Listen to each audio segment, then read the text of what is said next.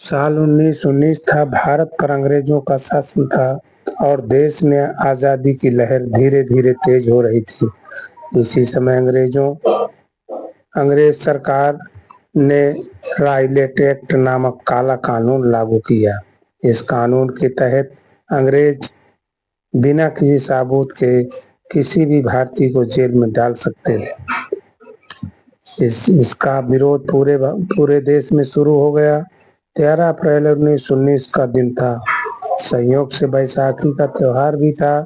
हजारों लोग अमृतसर के जलियांवाला बाग में इकट्ठा हुए।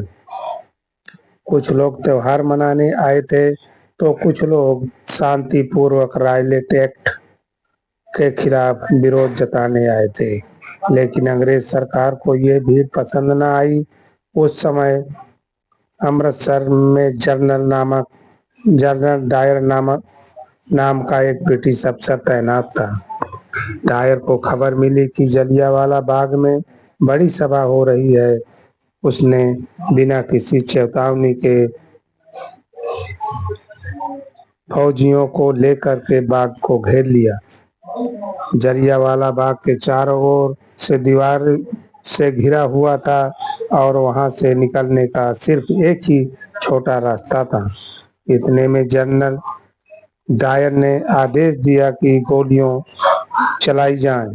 फौजियों ने एक के बाद एक गोलियां बरसानी शुरू कर दी।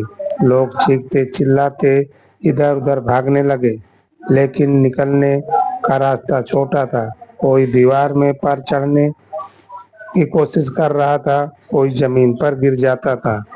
कई लोग गोलियों से बचने के लिए बाग के बीच में एक कुआं था, कुएं में कूद गए, लेकिन वहां भी अपनी जान गंवा बैठे। इतिहासकारों का अनुसार ये उस दिन हजारों गोलियां चलाई गईं। सरकारी आंकड़े कहते हैं कि लगभग 380 लोग मारे गए और 1000 से ज्यादा घायल हुए, लेकिन असलियत में संख्या इससे कहीं ज्यादा थी।